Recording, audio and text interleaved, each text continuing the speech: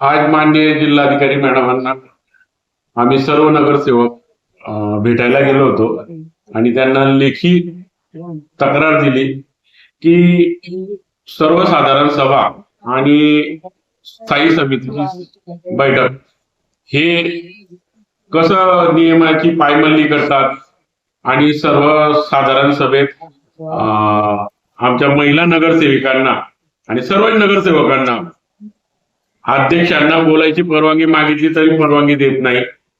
अरे परवानगी देतात परंतु ते नगरसेवक एवढा आरडाओरड करतात, एवढं बोलतात की आम्ही आमचं म्हणणं मांडताच येत नाही.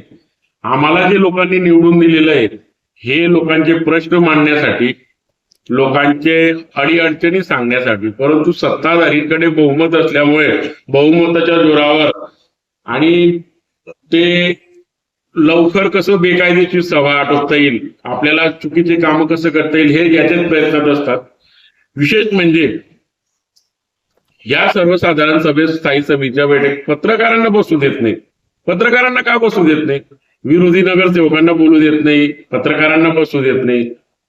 उलट कामकाज कसं चालतं, ते सत्ताधाऱ्यांचे काम कसं आहे किंवा विरोधकांचे काम कसं हे पत्रकारांमार्फत लोकांपर्यंत पोहोचेल आणि आम्ही जे प्रश्न मांडतो ते लोकांपर्यंत कसं पोहोचणार पत्रकारांनी राहणार. तर या संदर्भात आम्ही कलेक्टर मॅडमांच्या निदर्शनात आणून दिलं आणि याची सर्व व्हिडिओ चित्रीकरण होणे गरजेचे. मागच्या काही काळात काही महिला नगरसेविकांना मारहाण सुद्धा झाली होती जनरल बोर्डमध्ये. तर हे व्हिडिओ चित्रीकरण होणार नाही तर हे काही करतील. त्याच्यामुळे आम्ही त्यांना अवगत केलं की हे लोकशाहीचा चौथा स्तंभ आहे पत्रकार. त्या पत्रकारांना या सभेमध्ये बसू द्यावं आणि व्हिडिओ चित्रीकरण होईल जेणेकरून आमच्या नगरसेवकांना बोलण्याची संधी मिळेल आणि बेकायदेशीर काम होणार नाही. सर्वसाधारण सभेचे किंवा स्टँडिंगचे कामकाज चालतं नियमानुसार 7 दिवसाच्या आत यांनी नगर परिषदेच्या वेबसाईटवर टाकणं, अपलोड करणं, ठराव, इतिवृत्त, अजेंडा हे टाकणं बंधनकारक आहे. परंतु असं केलं जात नाही. वेळोवेळी आम्ही याची तक्रार सुद्धा केलेली आहे लेखी आणि तोंडी, परंतु प्रशासन याच्याकडे दुर्लक्ष करतं जेणेकरून जे ठराव आहे, इतिवृत्त लोकांपर्यंत पोहोचू नये, जाब विचारू नये म्हणून हा त्यांच्या खाटाटोप आहे. परंतु या संदर्भात आम्ही जिल्हाधिकारी महोदयांना सांगितलंय की हे सुद्धा टाकण्यासाठी आपण आदेशित करावं. हे का पत्रकारांना बसू देत नाही हे मी तुम्हाला आज सांगणार मित्रांनो. मागच्या स्थायी समितीमध्ये 8 नंबरचा विषय होता की बादशाहनगर मधील ड्रेनेज लाईन चे काम व इतर कामांना मंजुरी देणं. नियमानुसार सर्वसाधारण सभेतले जे सदस्य किंवा स्थायी सभे यांना अजेंडा सोबत परिशिष्ट म्हणजे किती रस्ते, कितीचे काम आहे, कोण मक्तेदार आहेत, किती निविदा आहेत याची सगळी माहिती त्याच्यात असते. आणि मुख्य अधिकाऱ्यांनी टिप्पणी हे बंधनकारक आहे पण यांनी ते दिलेच नव्हतं. त्यामुळे मी जाब विचारला की मला हे नाही तर मी या रस्ते वाचून दाखवा, त्यांनी वाचले सुद्धा नाही. मग मी त्यांना विचारलं की तुम्हाला माहिती का तुम्ही बहुमताने मंजूर करत आहे कोणत्या रस्त्याला, एका सदस्याला बी रस्ता सांग, त्यांना माहिती नाही ते कुठून सांगते. परंतु कसं आहे सत्ताधाऱ्यांनी सांगितलंय मंजुरी द्या पण मी त्याला विरोधी केला नाही कारण की ते रस्तेच मला माहित नाहीये. मग तेव्हा माननीय नगराध्यक्षांनी मुख्य अधिकाऱ्यांना सांगितलं की हिरालाल चौधरींना ते परिशिष्ट हे उपलब्ध करून द्या आणि त्याच्यानंतर लेखी तुमचं म्हणणं मांडा. तर इतिवृत्तात स्पष्ट म्हटलेलं त्यांनी की हिरालाल चौधरींनी सदर विषयासंदर्भात कोणती कामे घेण्यात आली आहे याची यादी सभागृहात पाठवून दाखवावी अशी सूचना केली आणि त्यानंतर विभाग प्रमुखांना निर्देश दिले की यांना कागदपत्र द्या आणि लेखी हरकत घ्या. इथं बहुमताने मंजूर करतात इतिवृत्तात आणि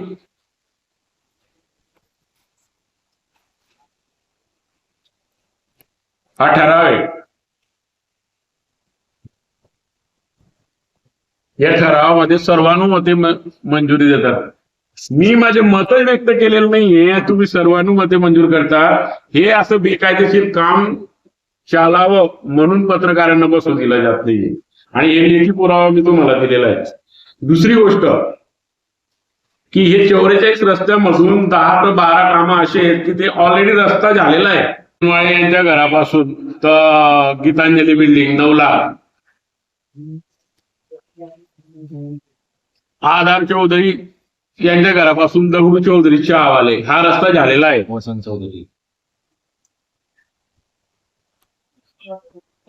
चौधरी प्रीती मंडपवाले आणि त्याच्या बाजूला खोक्या गवळी राहतो. बाजूला 10 लाखाचे इन्स्टिट्यूट आहे.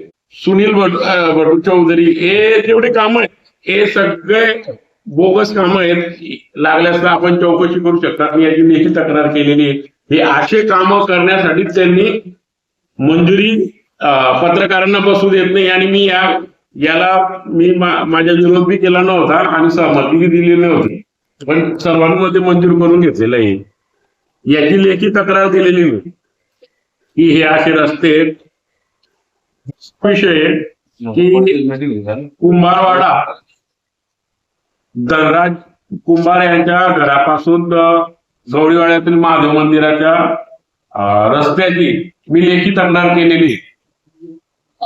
3 महिन्या पहिले हा रस्ता बांधला आहे. अतिशय निकृष्ट दर्जाचा रस्ता बांधलेला आहे आणि तो माझ्याच प्रभागातला आहे.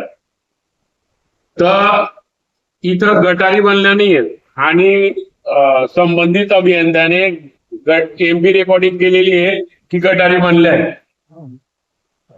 इस्टिमेट प्रमाणे रस्ता झालेला नाही.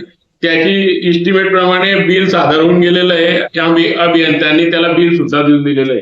तर या सदर रस्त्याची चौकशी व्हावी अशी माननीय जिल्हाधिकाऱ्यांना मी मागणी केलेली आहे. याची मोजमाप व्हावी आणि रस्त्याची क्वालिटी कंट्रोल करणं तपासणी व्हावी. आणि हा बोगस रस्ता असेल, निकृष्ट दर्जाचा असेल तर हा नवीन रस्ता बनवण्याची माझी मागणी आहे. आणि जे जादाचं बिल अदा करण्यात आलं असेल संबंधित ठेकेदाराकडून वसूल करावे असे मी माझ्या तक्रारीत मान्य जिल्हाधिकाऱ्यांकडे माझ्या मांडलेलं आहे.